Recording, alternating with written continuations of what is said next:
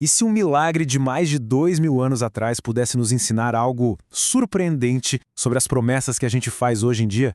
Pois é essa lição sobre contribuição, comunidade e, claro, transformação que a gente vai desvendar agora. Então, a pergunta que fica é essa: o que uma história tão antiga pode revelar sobre o nosso mundo moderno? A gente vai mergulhar fundo nela para descobrir como ela se torna uma parábola poderosa sobre o que a gente promete e o que, de fato, a gente entrega. Bom, nossa análise começa num casamento em Caná, lá na Galileia. Uma história contada no Evangelho de João.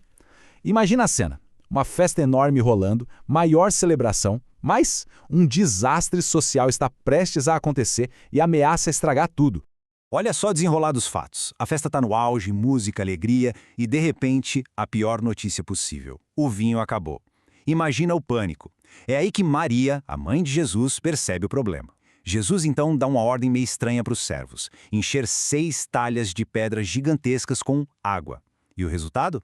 O mestre de cerimônias prova aquela água e, para surpresa de todo mundo, ela virou o melhor vinho que ele já tinha provado na vida.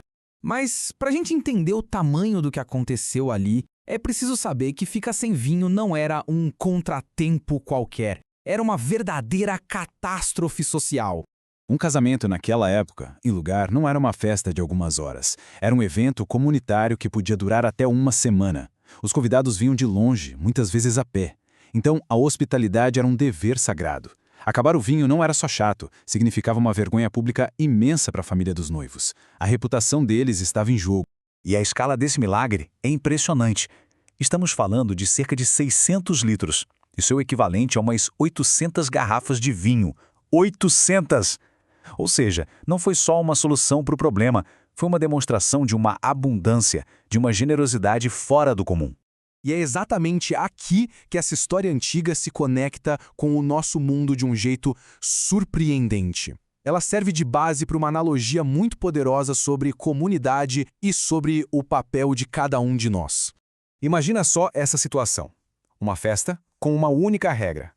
Cada convidado precisa trazer uma garrafa de vinho e despejar num barril comunitário gigante. A ideia é que todo mundo contribui e depois todo mundo aproveita o resultado. Um plano que parece perfeito, não é?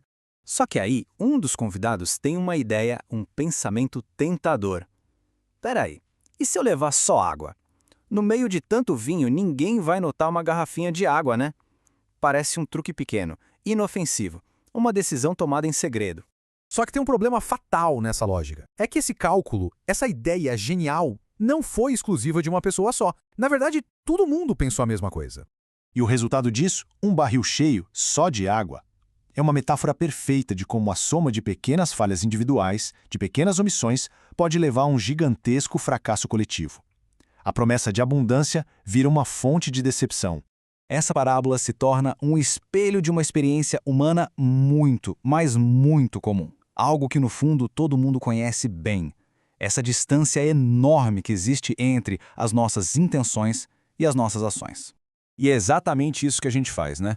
Muitas vezes prometemos o nosso melhor, o nosso vinho, mas na prática entregamos o mínimo. Entregamos água. A gente entrega a mediocridade, as desculpas, sempre com aquela esperança de que o esforço dos outros vai compensar a nossa falta, que o vinho dos outros vai disfarçar a nossa água.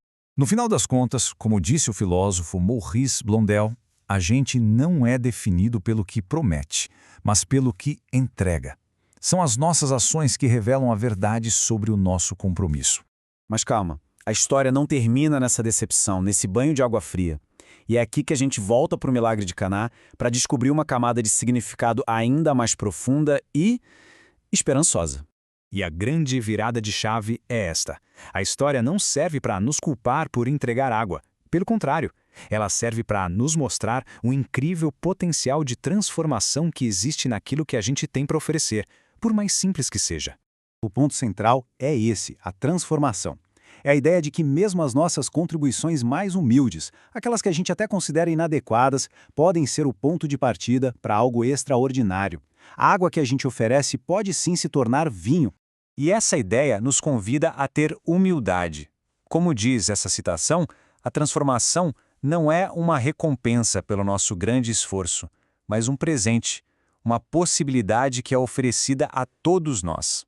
E isso tudo nos deixa com uma pergunta para refletir. Nas nossas comunidades, no nosso trabalho, nas nossas vidas. Que água está só esperando por uma transformação? A boa notícia é que essa transformação é sempre possível. O que precisa é ter a coragem de oferecer o que se tem, por mais simples que pareça, e confiar que algo extraordinário pode acontecer a partir daí.